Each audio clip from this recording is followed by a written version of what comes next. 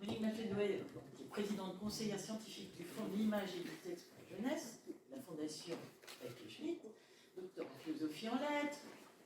Tu as enseigné pendant plus de 20 ans la littérature jeunesse, notamment aux futurs enseignants de primaire et de collège. Et depuis 2004, tu participes à de nombreuses activités dans ce domaine. Elle a écrit des articles, l'exposition Mélanie Rutten qu'on peut voir au centre André François, donc tu as plein de corps à ton âme. Et ce que je voulais juste te dire, c'est que l'Heure Joyeuse de Bruxelles, en fait, c'est la grande sœur officielle de l'Heure Joyeuse de Paris. Toutes les autres Heures Joyeuses, c'est parce que c'est une reconnaissance, c'est comme un label, quoi.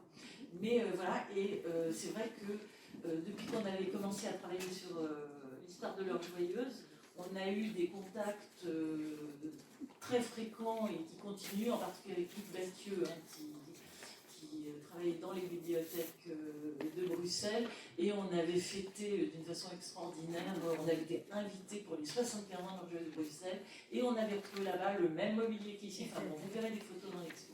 Voilà, Monique, je te donne la parole. Merci. Alors, je voulais aussi un peu répondre à une remarque que tu avais faite dans ta présentation. C'est qu'effectivement, il y a des liens très très forts entre la bibliothèque joyeuse de Bruxelles et l'éducation nouvelle. On va se retrouver dans les mêmes logiques. Alors, je vous propose ici un petit plan. Je vais remonter même bien avant la Première Guerre mondiale, vous donner le contexte social et politique belge par rapport à la création de cette première heure joyeuse.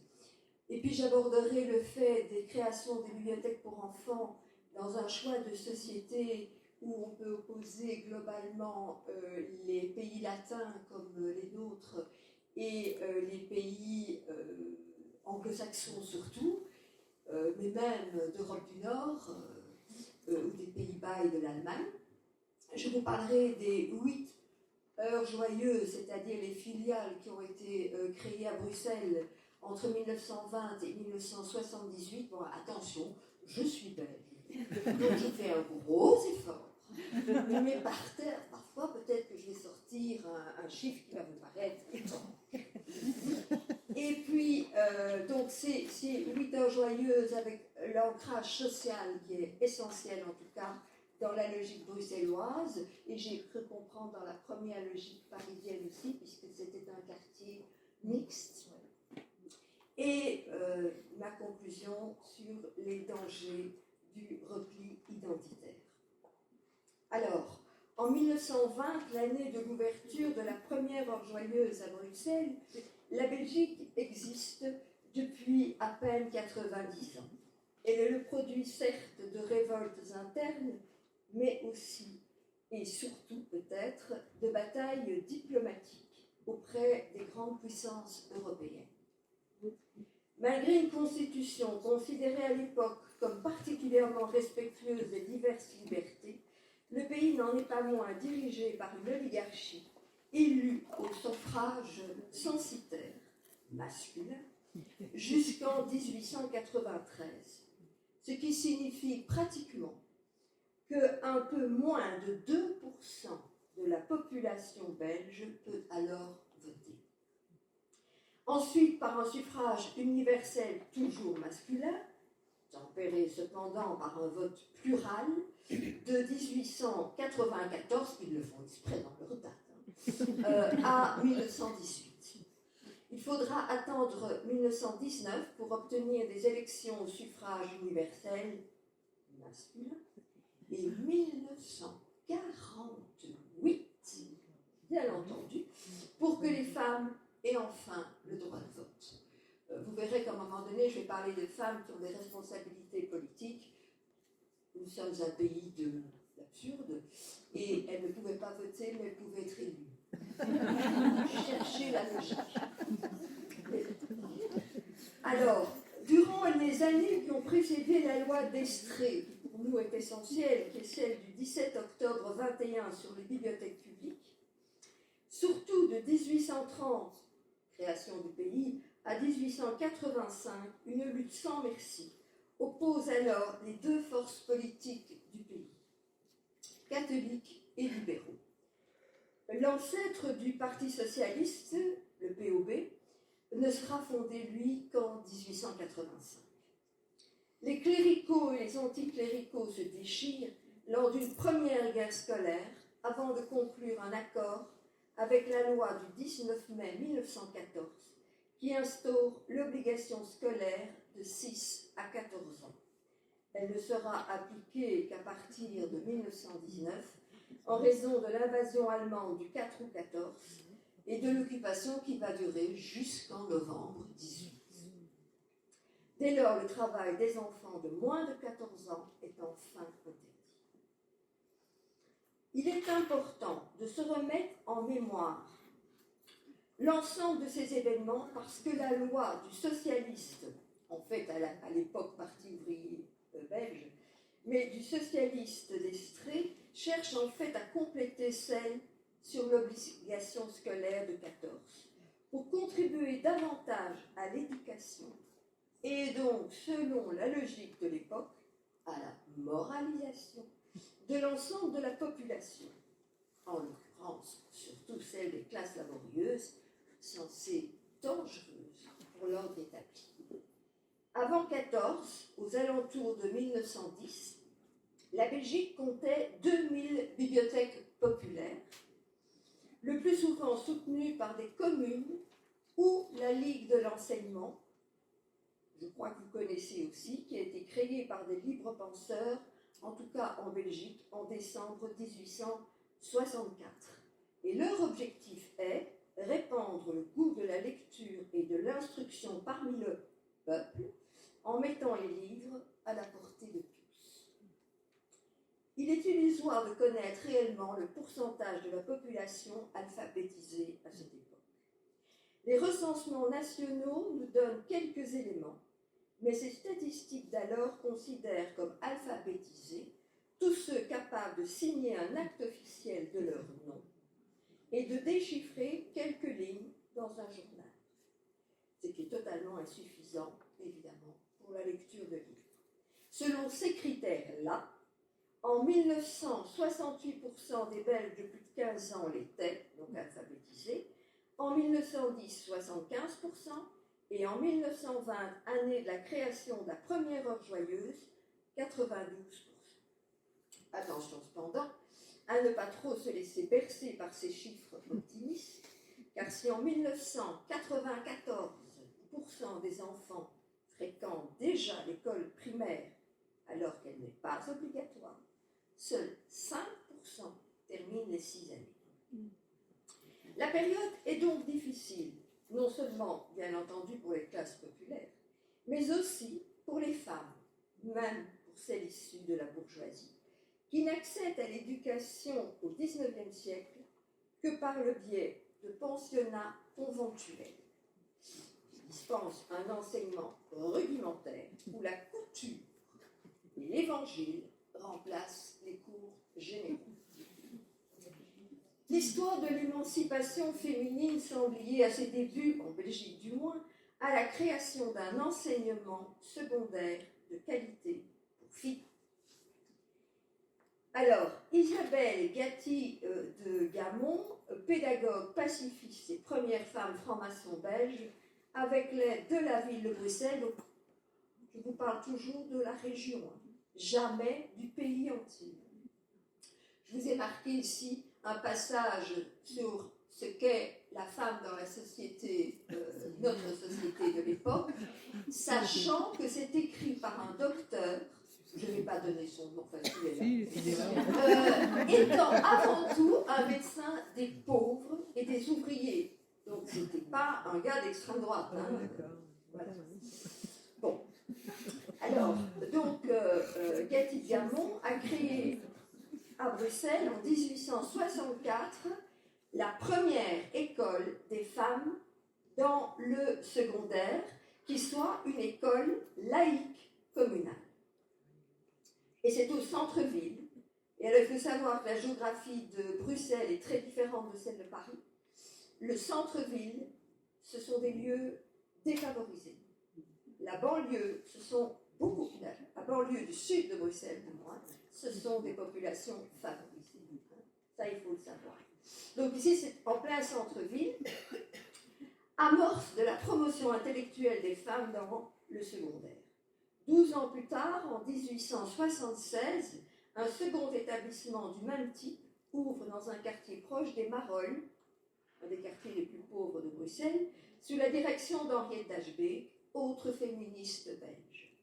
Ce n'est pas le lieu ici de revenir sur les grandes difficultés rencontrées par ces militantes pour entrer dans les universités belges, et ensuite pour exercer des professions considérées alors comme prestigieuses, comme celles de médecin ou d'avocat.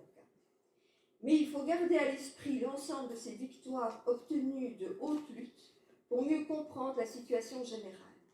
Grâce à ces quelques avancées encore trop modestes, certaines d'entre elles accèdent enfin à des formations intellectuelles de valeur. Elles défendront ensuite leurs droits, bec et ongles, notamment à travers la création d'écoles et de bibliothèques pour tous, bien avant de penser aux droits politiques. Des personnalités aussi fortes que celles d'Elisabeth Carr à Bruxelles et de Céline Dangote à Gand.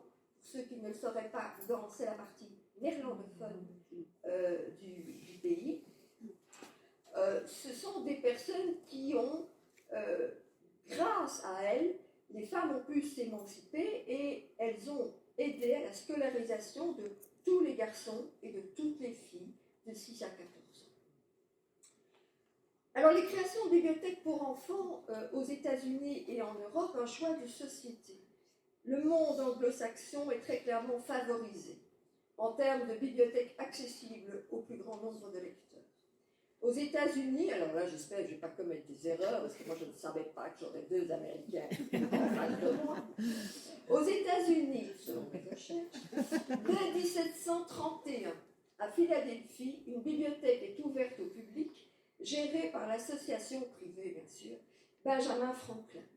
Et en 1803, à Salisbury, une première bibliothèque pour enfants de 9 à 16 ans ouvre ses portes.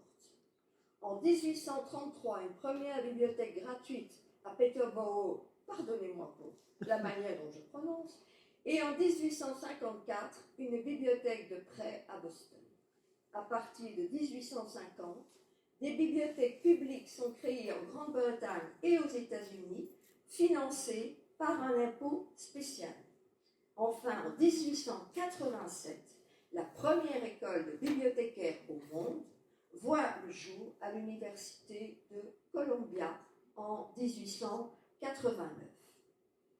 Nombreuses peuvent être sans doute les explications d'une telle précocité dans l'accès aux livres, mais c'est fort probablement la culture protestante qui est à l'origine de ce développement anticipé de la lecture publique.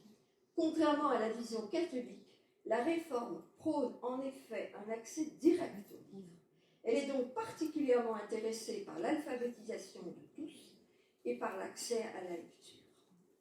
Remarquez qu'en France, de nombreux politiciens protestants ont joué un rôle important dans la démocratisation de l'enseignement primaire au XIXe siècle. Il suffit de citer les noms, par exemple, de François Guizot ou de Ferdinand Buisson.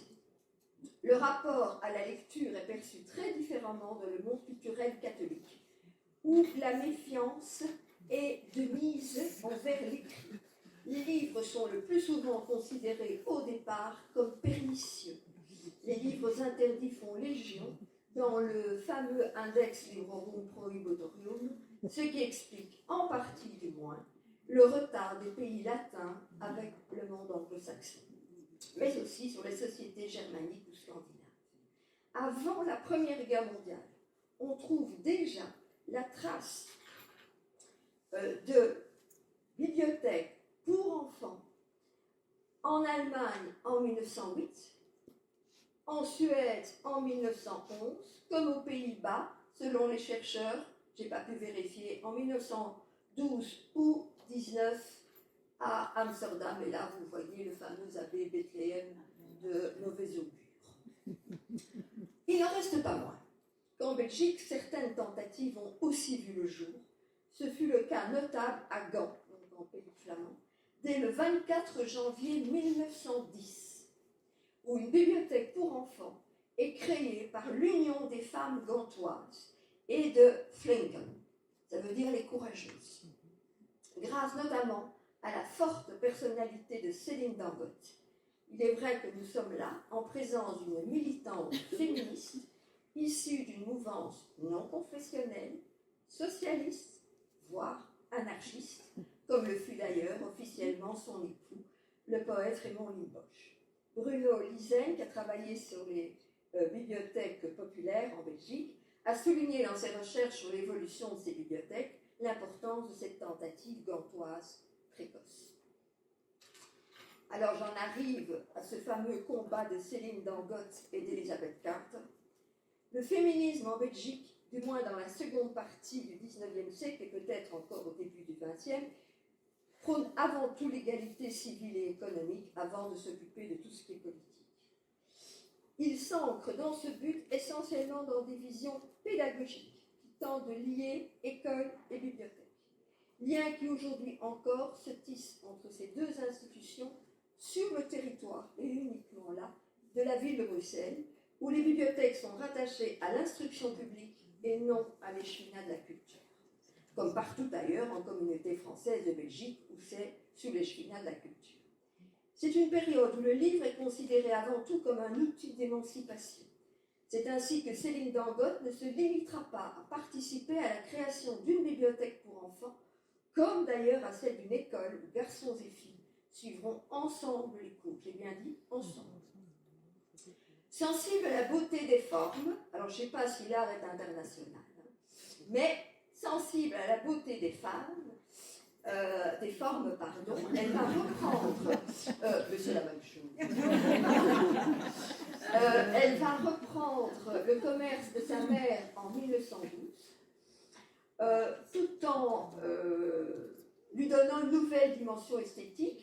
Sous sa direction, il deviendra une vitrine du mouvement Art and Craft, l'art décoratif Céline Dangote, avec comme objectif de créer des meubles pour et par le peuple.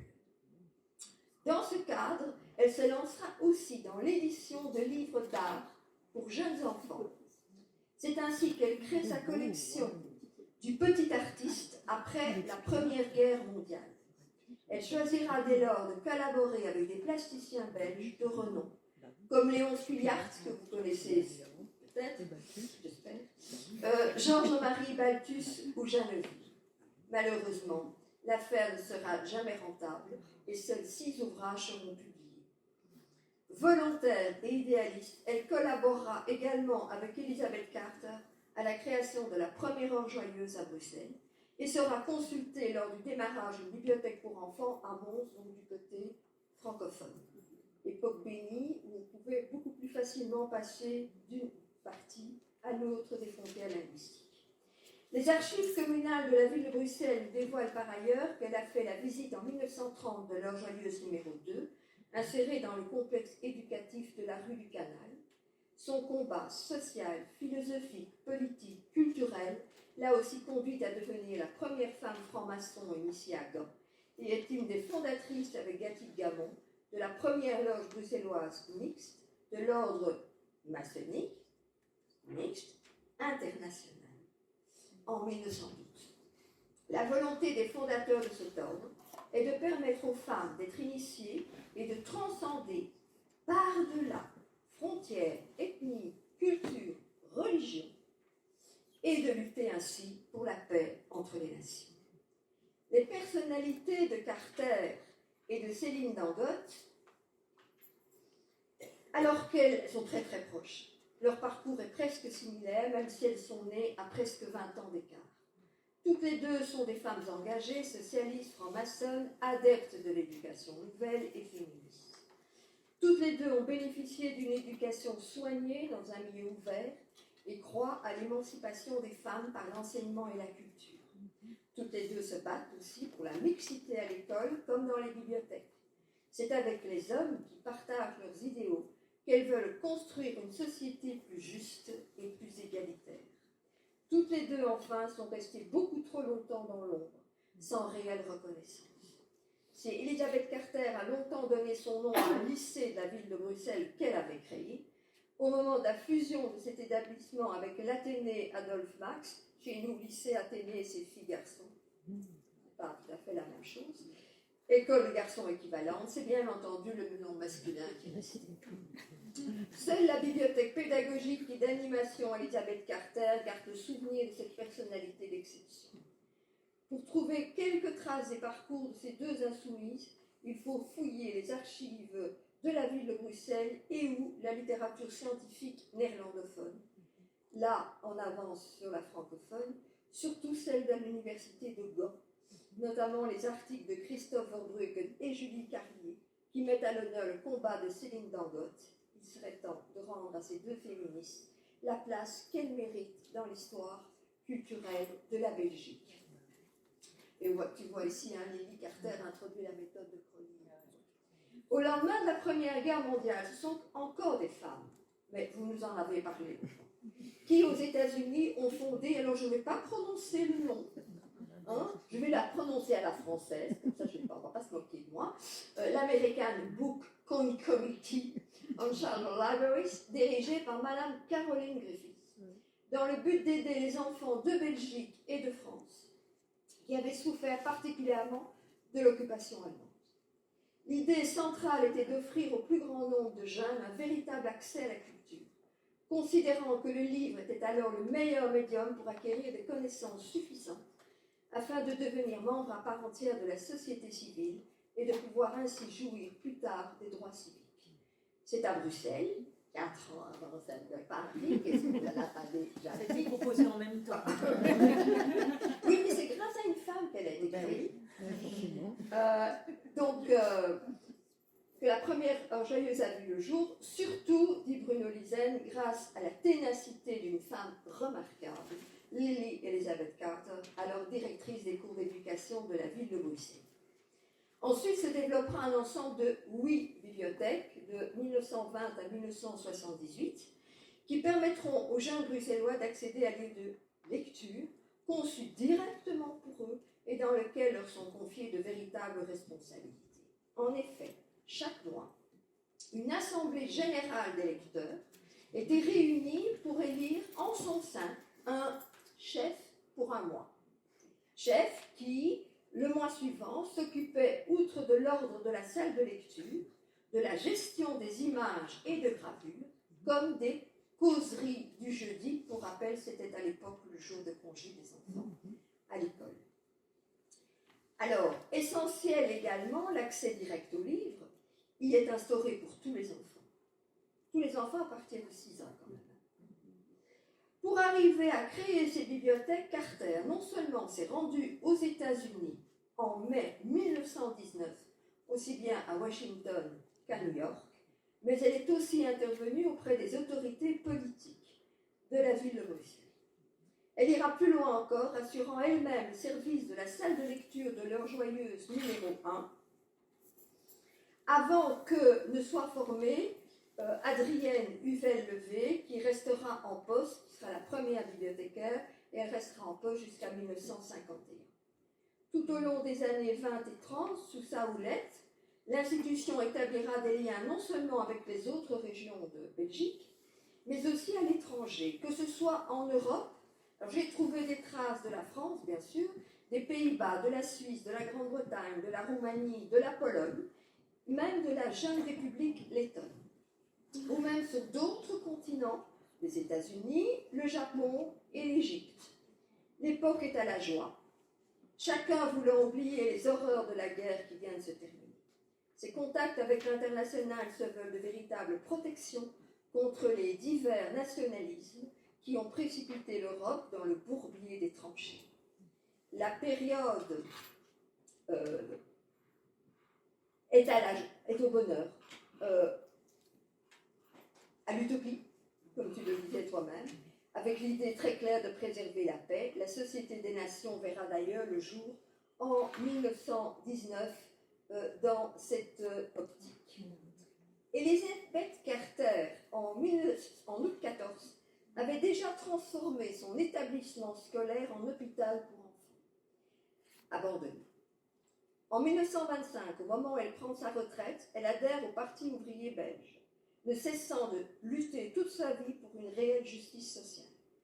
Dès les années 30, elle fera aussi partie de la Société des Nations, où elle s'engagera dans une lutte difficile pour la paix entre les nations. Son combat pour les valeurs universelles, son ouverture vers le monde ont structuré sa vie comme celle de toutes ces féministes qui l'accompagnèrent dans ses luttes.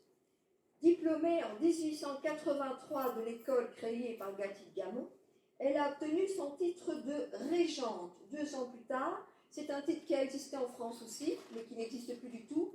C'est plus ou moins l'équivalent des professeurs de collège.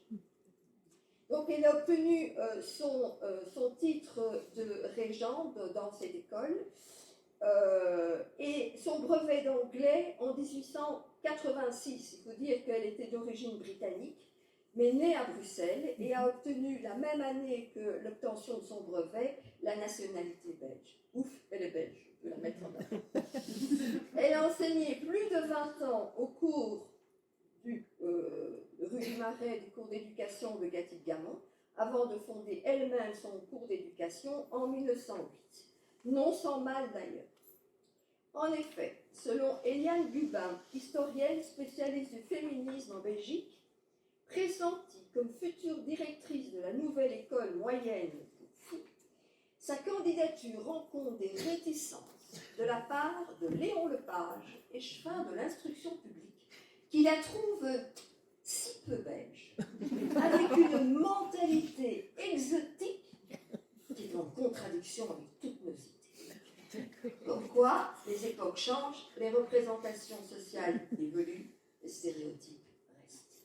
La mentalité exotique inquiète des autorités enfermées dans des réflexes nationalistes, se méfiant des étrangers issus de l'immigration.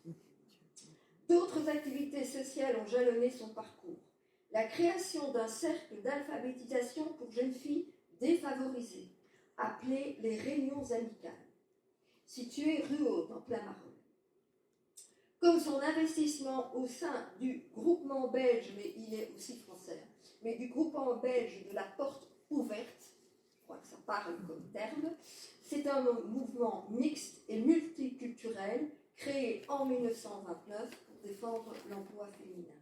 Une vie entière consacrée à l'engagement social comme féministe. Alors le réseau des heures joyeuses, pour rappel, toutes ces institutions se sont organisées en collaboration avec des écoles et leurs lecteurs sont d'ailleurs les élèves de ces établissements. Le 24 septembre 1920, la première heure joyeuse est ouverte à côté de l'actuel lycée d'Ashbeek, proche de l'école moyenne, actuelle Athénée Robert Cato. J'y tiens beaucoup parce que c'est mon heure joyeuse. J'étais à Ashbeek comme élève. Alors, cette heure joyeuse numéro 1 porte le nom, c'est évident, de l'ambassadeur américain Brant Whitlock et recevra de l'organisation américaine le mobilier adapté aux jeunes lecteurs, ainsi que certains livres américains et anglais, avec un chèque de 500 $ pour l'achat de livres français et flamands. Ce qui vaut plus ou moins aujourd'hui à 8 000 $, soit plus ou moins 7 000 €. De plus, les futurs bibliothécaires pourront se former aux États-Unis.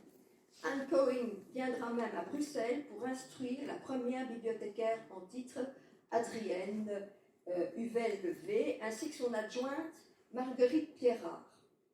Et ce qui est amusant, c'est que, je vais d'abord finir, le premier fonds de la bibliothèque est composé de 1800 ouvrages, pas énorme, 1340 en français, 284 en anglais et 176 en néerlandais. De même, en 1925, la deuxième heure joyeuse est conçue autour d'une école primaire. Le bâtiment d'époque, oui, ce que je voudrais juste dire, ce qui est amusant, c'est que si la première, Adrienne Huvel, a été formée par une bibliothécaire américaine, voilà, mais qui était formée à l'école franco-américaine de Paris. Mais plus tard, sa collaboratrice Marguerite Pierrard formera à son tour, Marguerite Gruny formera, ce ne seront pas des formations du même type, mais ce sont des stages. C'est monté cette collaboration. Voilà. Alors la deuxième heure joyeuse, c'est la seule qui nous reste, au niveau architectural, donc on y tient. Donc elle s'appelle Suzanne Lippens, du nom d'une féministe active, infirmière de guerre et conseillère communale libérale à Bruxelles-Ville, en 21 à 26, alors que les femmes ne pouvaient pas voter, n'est-ce pas? Et vous reconnaissez ici l'art déco, avec sa typographie spécifique, ici la typo bloc, à remarquer au passage que c'est quand même mis dans les deux langues, que je trouve précieux. Alors, ce bâtiment existe toujours, certes. Malheureusement, elle a fermé, la bibliothèque elle-même a fermé définitivement ses portes le 18 décembre 2014. Elle a d'abord servi de réserve précieuse au Centre de littérature de jeunesse, qui était à l'époque dirigé par Luc Berthieu, abritant les collections anciennes, notamment celles des Heures Joyeuses. Aujourd'hui récupérée par l'école adjacente, elle est transformée en lieu de rencontre pour les parents d'élèves, ce qui est certainement très bien, mais du coup, les archives, elles se trouvent dans des boîtes en carton, dans des bâtiments, dans des caves, et je ne vous parle pas des inondations. Passons. Le combat de Luc a duré ce qu'il a pu durer. Les archives communales de la ville de Bruxelles montrent à quel point ces différentes institutions sont évaluées par rapport, certes, à leur fréquentation et à l'importance du prêt de livres, mais aussi par les avis positifs des enseignants sur les progrès de leurs élèves en français. J'ai consulté un rapport annuel représentatif des évaluations comparatives des années 28, 29 et 29-30 de la Bibliothèque Joyeuse numéro 2. Il nous est revenu, mais vous lisez le texte vous-même, que les enfants assidus à la salle de lecture réalisent de notables progrès en français, rédaction et orthographe principalement. Les instituteurs et institutrices constataient chez leurs élèves un enrichissement du vocabulaire. Donc les Heures Joyeuses travaillent la main dans la main avec l'institution scolaire. Un compte-rendu des activités est écrit chaque mois, dans lequel il est question des visiteurs d'importance, d'achat de livres qui rencontrent un certain succès. Et voilà, en mars 1929, pour la première Heure Joyeuse, on cite, et vous l'avez vous-même montré, voilà, la Jeanne d'Arc de Boutet de Monvel, que les enfants aiment beaucoup. Bon, maintenant, pour prôner la paix, Jeanne d'Arc, pas tout à fait sûr, mais soit. À la fin des années 1920, d'autres Heures Joyeuses vont s'ouvrir sur le territoire de Bruxelles et toujours à proximité d'établissements scolaires. C'est le cas en 27, en 29, en 32, en 34. Après la Deuxième Guerre mondiale, deux entités supplémentaires viendront compléter l'ensemble en 48 et 49. Bruno Lizen rappelle que souvent implantés au cœur de quartiers populaires, parfois réputés difficiles, les Heures Joyeuses se sont vues attribuer d'emblée un rôle social important. Leur localisation à proximité du quartier des Marolles ou du nord-est de Bruxelles montre à quel point ce réseau s'est ouvert aux enfants les plus démunis de la capitale. Ici, ce sont donc des photos, les deux sont des photos des années 60, mais enfin des quartiers dans lesquels les bibliothèques se sont implantées. Alors, vous voyez ici une sorte de plan qui a été édité par le quotidien belge Le Soir, pour montrer un petit peu la géographie économique de Bruxelles. Vous voyez bien qu'en bleu-gris, enfin gris, qui sont les communes résidentielles du Sud-Est, vous voyez bien qu'il y a des anciennes régions industrielles, les communes du nord-ouest avec des niveaux de revenus plus ou moins inférieurs ou égales à la moyenne régionale. Et par exemple, en rose, vous avez une petite commune là, qui est la plus pauvre de Bruxelles. Et alors en mauve, vous avez la géographie un peu particulière de la ville de Bruxelles. Et donc, les bibliothèques, c'est vraiment ici, c'est-à-dire c'est le dessus, donc le centre et le dessus de la capitale, et ce sont donc des quartiers effectivement particulièrement défavorisés. Alors, toutes ces institutions fusionneront les unes après les autres avec des bibliothèques publiques, conséquence d'un décret du 28 février 1978, dont les modalités d'application n'ont cependant pas été, décidément, promulguées avant 1995, à cause de tous ces chiffres, qui exige que pour des bibliothèques soient reconnues par la communauté française de Belgique de respecter un certain nombre de normes. Elles sont désormais hiérarchisées, qu'elles soient bibliothèques locales, principales, centrales, itinérantes, spéciales. Le personnel dirigeant et technique doit disposer de diplômes et certificats déterminés par l'exécutif. Les Heures Joyeuses deviennent alors des sections jeunesse d'une institution qui contient aussi une section adulte. Il s'agit ici uniquement, bien entendu, des bibliothèques publiques, ce qui ne vise pas la Bibliothèque royale, ni les bibliothèques universitaires, ni les bibliothèques scientifiques, ni bien entendu les établissements diocésains. Ces premières bibliothèques pour enfants furent gérées par des femmes, comme les bibliothèques populaires des années 1910-1920. Ces établissements, dans ces années-là, ont connu une crise du bénévolat. On vous a parlé de cette période, voilà, et ont dû dès lors accepter, c'est amusant à l'heure actuelle, la présence de femmes bibliothécaires. Les institutions qui proposent des collections savantes, prestigieuses, restent encore, bien entendu, gérées par des hommes. Dans un mémoire de master en sciences de l'information et des bibliothèques, un mémoire français, la remarque suivante est explicite. Les femmes sont exclues du monde des bibliothèques pendant longtemps, lieu réservé aux hommes. Comme les bibliothèques populaires, les bibliothèques pour enfants furent considérées comme des lieux de culture illégitimes. Raison pour lesquelles les femmes y trouvaient leur place. Nous sommes bien loin de la situation actuelle. Accueillir des lecteurs issus de milieux populaires ou des jeunes relèverait de compétences dites maternelles, différentes des qualités scientifiques attendues de leurs collègues masculins. Toujours est-il que dans les années 1970, le monde a changé, notamment au lendemain des événements de mai 68. L'ordre établi a sans doute été bousculé, même s'il ne fut jamais réellement renversé.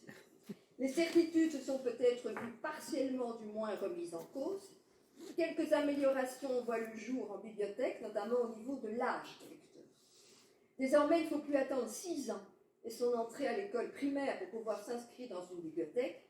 Les bébés eux-mêmes y sont accueillis, prenant en compte l'importance de la familiarisation à la lecture dès le plus jeune âge. Et j'ai été fort amusée parce que gentiment, Hélène a accepté de me prêter un livre qui fait partie... On est une bibliothèque de près. Hein. Voilà. Mais il y a un article dans ce numéro que je vous conseille à la lecture. Tous les articles sont intéressants. Mais il y a un article d'Olivier Pifou. Et il fait un article sur l'exposition qu'il a faite donc, de Babar, Harry Potter et compagnie. À la Bibliothèque nationale. Ouais. Et ce qu'il dit, c'est que c'est là que grâce à ça, les poussettes ont eu le droit d'entrer à la Bibliothèque nationale de France. Lui-même était avec une poussette et à un moment donné, ça m'a fait rire, toutes les poussettes se retrouvaient là et les membres de la sécurité ont dit que ce n'était pas possible et donc ils ont pu rentrer. Alors, que reste-t-il, c'est moins comique, que reste-t-il des Heures Joyeuses de Bruxelles? Les différentes Heures Joyeuses de Bruxelles se sont donc développées jusqu'en 1978, où leur existence indépendante a pris fin. Les nouvelles réglementations ont aussi imposé des quotas de livres à désherber, c'est chez vous aussi. L'élagage devait se réaliser en 1995, au moment de la disparition des Heures Joyeuses indépendantes, au prorata annuel de 5% de l'ensemble des collections. Plus tard, il fut question d'éliminer également les œuvres qui ne sont plus empruntées depuis un certain temps. De plus, on le sait, les ouvrages manipulés régulièrement par des mains d'enfants s'abîment plus vite. Les bibliothécaires qui travaillent en jeunesse, en tout cas en Belgique, je ne sais pas en France, pratiquent peu la volonté de garder un patrimoine. Et la politique de conservation n'est pas vraiment à l'écoute, parce qu'elle s'occupe plus des besoins et des désirs des enfants qui fréquentent leurs institutions. Raison pour laquelle un véritable patrimoine littéraire a souvent totalement disparu. La complexité de nos institutions belges, c'est un cauchemar. Faire une thèse de doctorat là-dessus, ça vaudrait le coup. Morcelée entre entités fédérales, régionales, communales, communautaires, vous avez vu la taille de notre pays, ne promet aucune centralisation culturelle comme elle peut exister en France. Ça a ses avantages et ça a ses inconvénients. Les traces des Heures Joyeuses de Bruxelles se sont ainsi effacées petit à petit. au sein même de notre nation, la frontière linguistique qui sépare les communautés françaises et flamandes semble aujourd'hui infranchissable, alors que les Enjoyeuses étaient ouvertes aux jeunes lecteurs aussi bien francophones que flamands. Dépasser nos différences est devenu, dans un nombre important de pays, une véritable question de santé publique, pour mieux promouvoir l'universalisme et la solidarité entre les peuples, aujourd'hui sérieusement remise en cause. Les Odes joyeuses de Bruxelles furent le fruit d'un combat social et féministe pour la défense de telles valeurs. Le devoir de mémoire ne concerne pas que les tragédies de l'histoire. Il s'applique aussi à des événements constructifs pour maintenir présent à l'esprit de tous ce combat. Les femmes y ont tenu un rôle primordial.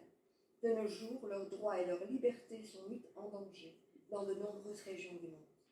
En dehors du recul assourdissant du droit à l'avortement aux États-Unis, certains pays européens risquent de voir aussi leur législation transformée par l'extrême droite, qui prône le nativisme, l'autoritarisme et le populisme. L'interdiction d'avortement est le vœu déclaré des suprémacistes de tous bords. Le cas de la Pologne fut significatif. Et demain, quelles autres nations tenteront de restreindre l'accès à l'IVG? Chez nous, en tout cas, ce droit n'est toujours pas inscrit dans la Constitution. Et les déclarations de notre nouveau gouvernement ne vont vraiment pas dans ce sens.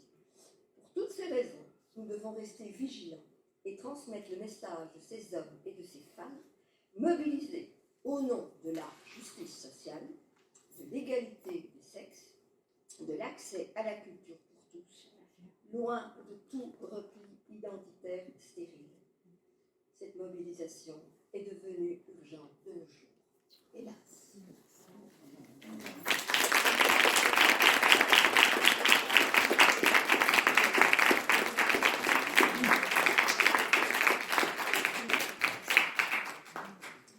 Y a-t-il des questions? Alors c'est vraiment intéressant parce qu'on a une histoire commune évidemment avec l'Orgeuse de Paris, mais c'est vrai que cette différence que les Orgeuse de Bruxelles aient été rattachées à l'instruction publique, donc au milieu éducatif, et en France à la culture, enfin, quand on y est allé, moi ça m'a frappé, c'est-à-dire que en fait, on fonctionne pareil, mais en fait non, dans les nuances, il y a des différences. Ouais. Alors il y a une question.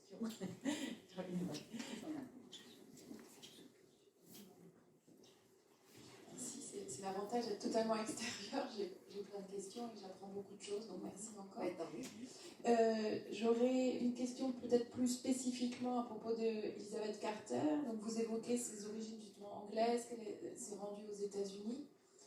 Et est-ce qu'elle a voyagé aussi ailleurs en Europe ou est-ce qu'on est vraiment sur cet axe? Voilà, cet axe-là, en fait, c'est quelqu'un qui, il faut bien se rendre compte qu'à l'époque, au XIXe siècle, c'est même très compliqué déjà d'arriver à faire des études. Elle a dû se battre tout le temps. Et donc, une fois qu'elle a commencé ce travail par rapport à la création de son école et à la création de la première loge joyeuse, parce qu'elle s'est battue comme une diablesse, attention, hein, elle a été soutenue par des hommes. Hein, je ne suis pas en train de dire que les hommes se sont opposés, ça dépend de quels. Voilà. Donc non, elle l'a fait, ses origines sont britanniques, mais elle-même, elle peut retourner en Grande-Bretagne, et elle a fait ses 2 voyages à New York et à Washington. Maintenant, il faut aussi bien se rendre compte qu'elle n'était pas issue d'un milieu extrêmement favorisé.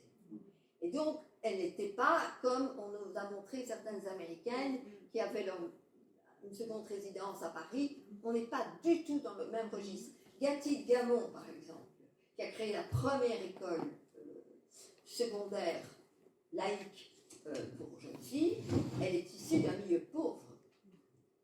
Donc ce sont des femmes qui ont dû lutter doublement. Vous voyez ce que je veux dire? Et les voyages, ça coûte très cher. Oui, et en s'appuyant du coup peut-être mais sur des réseaux politiques, partisans. Alors oui, non. Alors elle s'est fait membre du parti. Elle ne l'a fait qu'une fois pensionnée. Elle n'avait pas le droit. C'est toujours le cas à l'heure actuelle. Hein. Donc elle n'avait pas le droit. Bon, on triche terriblement. Mais bon. d'être membre d'un parti. Mais dès qu'elle a été pensionnée, elle s'est fait membre du Parti ouvrier belge. Elle était membre de la Société des Nations. Elle a créé des associations d'alphabétisation. Elle avait ouvert son école aux enfants abandonnés dès 14. Et du coup, elle allait à des colloques, par exemple, ou des rencontres, parce qu'il y a quand même énormément de rencontres avec la Société des Nations en particulier. Alors là, oui, dans là, ce oui. cadre-là. Donc là, elle a voyagé ouais, quand même. Là, elle a voyagé un peu. Mais c'était surtout en Suisse, c'était pas loin. Non, mais on peut rencontrer en Suisse des personnes qui... Voilà, ça c'est certain. Et comme forcément, bon, elle était prof de littérature anglaise, elle était anglaise, même si elle est née à Bruxelles et elle a été élevée à Bruxelles et elle a été à l'école en français. Enfin bon, voilà, elle avait des facilités, donc là il n'y avait pas de problème. Mais bon, mais dans son rôle à la Société des Nations, oui. Mais ce serait très intéressant de retravailler, parce que dans les membres, moi je ne suis pas bibliothécaire, hein, je le précise, je suis prof. Enfin, j'étais prof, je suis retraitée. Mais j'avais la chance de former des futurs instituts primaires et des futurs profs de collège. Mais c'est très intéressant de voir au niveau, vous avez peut-être entendu parler du Mundaneum. Alors c'est une création qui a été faite par Hotelet notamment. Ce sont en fait un homme de science et un bibliothécaire qui ont créé ça et qui étaient avec Carter, qui était parmi les tout premiers membres de la Société des Nations. Et c'est Hotelet qui a inventé, C'est dans le Mundaneum qui a inventé la classification décimale universelle exact. sur la bibliothèque universitaire. Exact. Ouais. À laquelle était associé Henri Lafontaine, prix Nobel de... Et donc ce sont voilà, et ce qui me séduit beaucoup aussi, c'est que si je vous ai mis les femmes en avant, c'est que en réalité, on retrouvait, mais c'était les mêmes milieux, l'éducation nouvelle, je ne parle pas d'un milieu social, l'éducation nouvelle, le choix de dépasser tout ce qui est religion, tout ce qui est ethnie, tout ce qui est, et on retrouve des frères et des sœurs, des maris, des femmes, ce n'est pas des hommes absents, mais ce sont des hommes féministes. Et je vous jure, ça existe. J'en ai même épousé.